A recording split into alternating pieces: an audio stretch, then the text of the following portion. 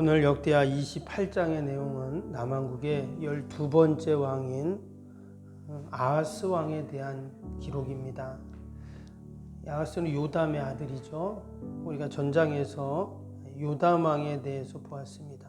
또 요담의 아버지는 우시야 왕이었고, 왕들에 대한 기록을 우리가 쭉 보면서 한 가지 느끼는 것이 그거죠. 한 번은 왕이 하나님 보시기 정직하여서 하나님께서 많은 은혜를 주시고 나라가 강성해지고, 근데 한 세대 두 세대가 지나면 또 나라가 어려움을 당하고 또 이방 나라가 쳐들어오고 또 나라가 쇠퇴가 되고, 또 우리가 이제 내일 29장에 보면 히스기야 왕이 나옵니다. 또 우리가 히스기야는 잘 알죠.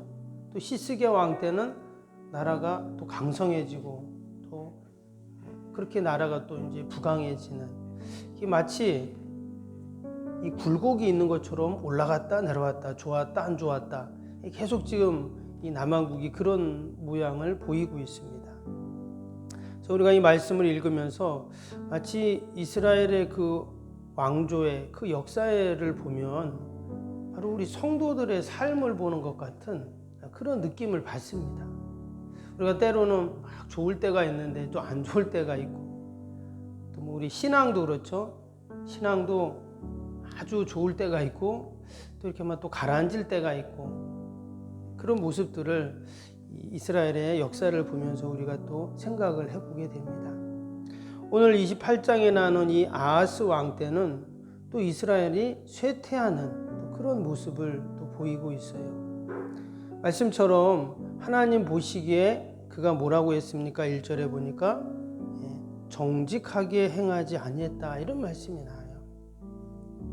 왕이 정직하게 행하지 않으면 반드시 그때 당시에 나라가 쇠퇴하는 그런 모습을 지금 계속 보이고 있죠. 근데 그 바로 앞에 나왔던 요담에게 이런 일이 있어서, 요담 때는 그래도 하나님 보시기에 그가 정직히 행하고 또 나라도 많이 강성해졌던 것을 우리가 보게 됩니다. 근데 한 가지 요담 왕 때 어떤 일이 있었습니까? 그가 성전에 들어가지 않았다는 말씀이 나왔었죠. 왜냐? 아버지 우시야가 성전에 갔다 온 다음에 나병에 걸렸습니다. 그래서 그 이후로 그는 성전에 가지를 않아요. 무서워서 안 갔는지, 하나님이 화나서 안 갔는지 하나님한테 성전을 안 가는 거예요. 그런데도 하나님은 은혜를 주셔서 나라가 잘 통치하고 또 잘 되었죠. 근데 문제는 나라가 점점 부패했다는 말씀이 나왔어요. 시간이 점점 가면서 부패해 갔어요. 근데 요담 왕 당시에는 그것을 잘 몰랐습니다. 오늘 28장에 나오는 이 그의 아들 아하스가 왕이 되었을 때 이제 그 부패했던 그 모습들이 결과로 드러나게 됩니다. 그 내용이 어떤 내용입니까? 2절부터 나오죠. 2절을 보시면 이스라엘 왕들의 길로 행하여 바알들의 우상을 부어 만들고, 3절에는 또 흰놈의 아들 골짜기에서 분향하고 여호와께서 이스라엘 자손 앞에서 쫓아내신 이방 사람들의 가증한 일을 본받아 그의 자녀들을 불사르고, 또 산당과 작은 산 위에와 모든 푸른 나무 아래서 제사를 드리며 분향하니라. 지금 온갖 우상 숭배를 하고 있어요, 백성들이. 근데 3절에 보니까 그 자녀들을 불살았다, 소위 인신제사까지 드리는 이런 지경에까지 이르게 되었습니다. 처음에는 안 그랬겠죠. 근데 점점 부패해 가면서 그들의 신앙과 믿음이 부패해 가면서 이러한 지경까지 이르게 된 것입니다. 우리가 왜 자녀를 그렇게 불에다가 불살랐을까, 이런 생각을 할 수가 있는데, 여러분, 신에게 최고의 것을 드려야 되는데 내가 가지고 있는 최고의 것이 뭘까요? 뭐 금은 보아도 드렸겠지만 결국 자식까지 드린 겁니다. 그런 지경까지 간 거예요. 삐뚤어진 잘못된 그런 신앙이었죠. 결국 어떤 일이 생깁니까? 이방 나라들이 쳐들어오게 됩니다. 그래서 5절을 보시면 그러므로 그의 하나님 여호와께서 그를 아람 왕의 손에 넘기심에, 이방 아람 왕이 쳐들어오게 됩니다. 뿐만 아닙니다. 밑에 보시면 6절 보세요. 이는 그의 조상들의 하나님 여호와를 버렸음이라. 르말라의 아들 베가가 유다에서 하루 동안 용사 12만 명을 죽였으며 그랬어요. 이번에는 북왕국에 베가라는 왕이 와서 또 12만 명이나 죽이는 이런 무시무시한 일들이 일어나게 됩니다. 그리고 왕의 아들까지 죽는 아주 비참한 일들이 일어나죠.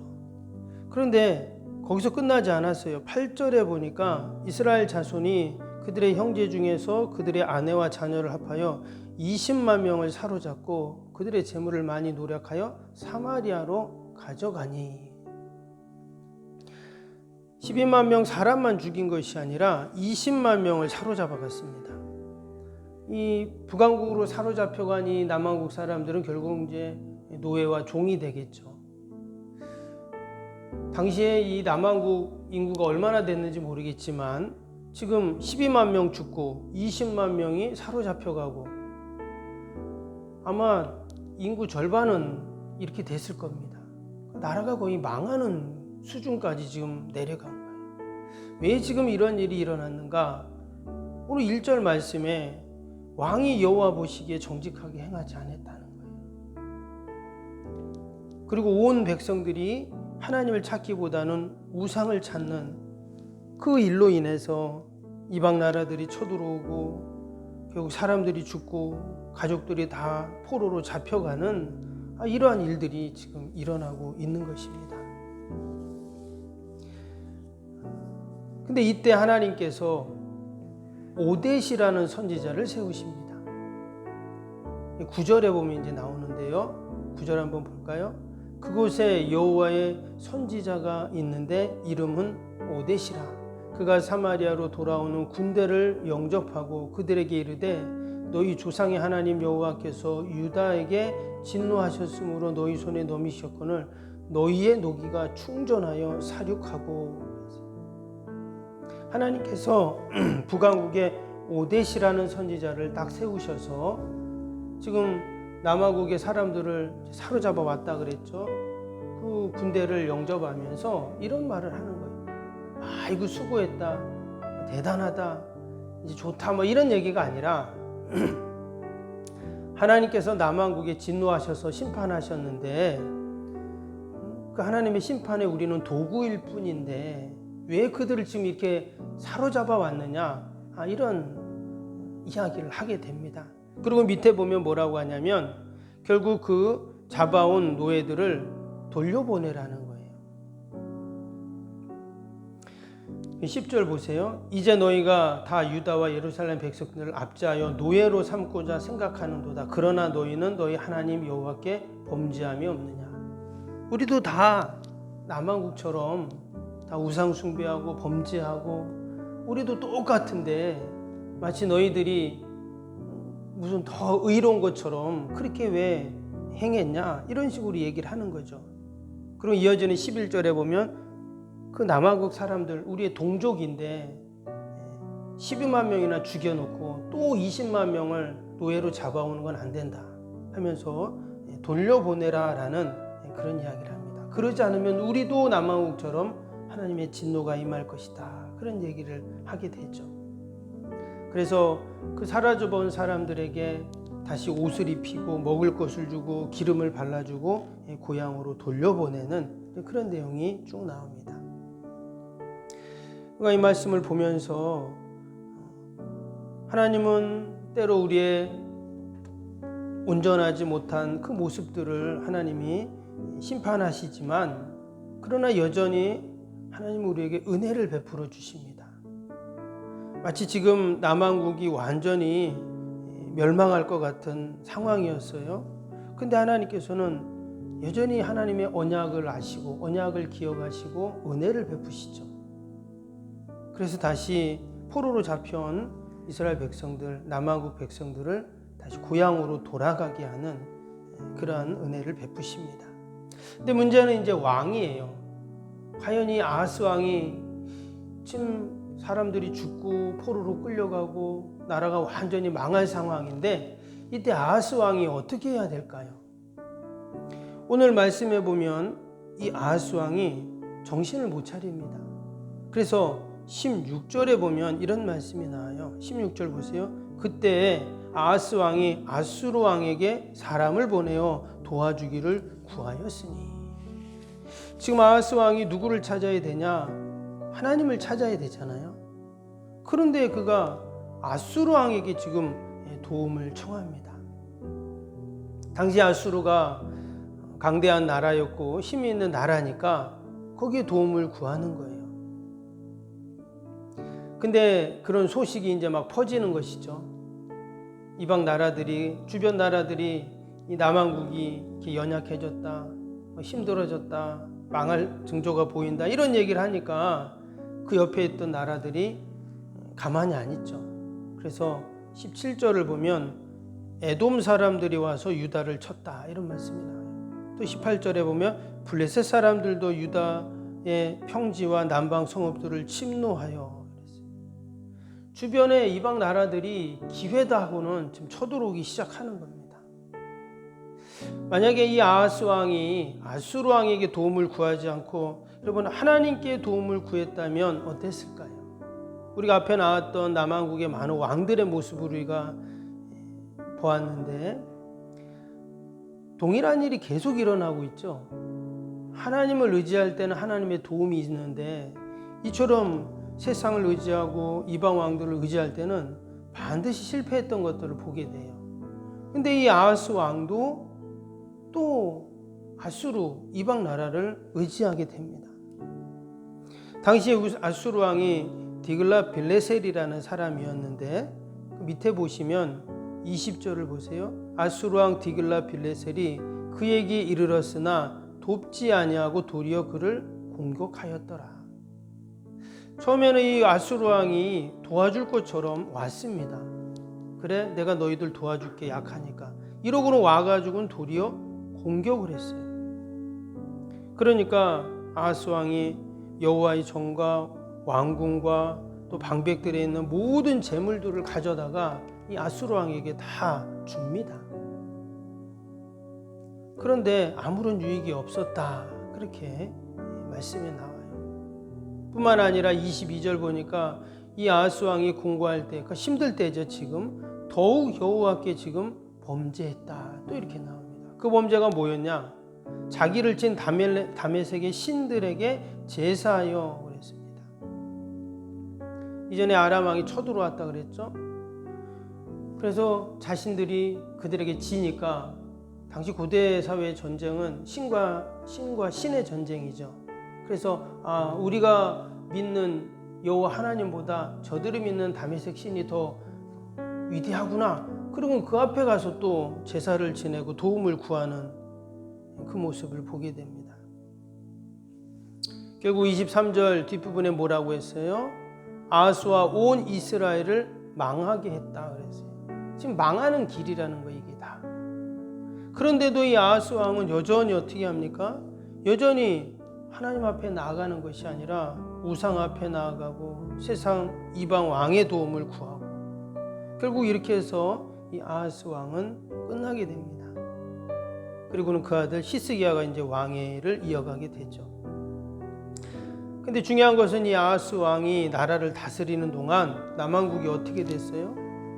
남한국 완전히 쇠퇴해버립니다.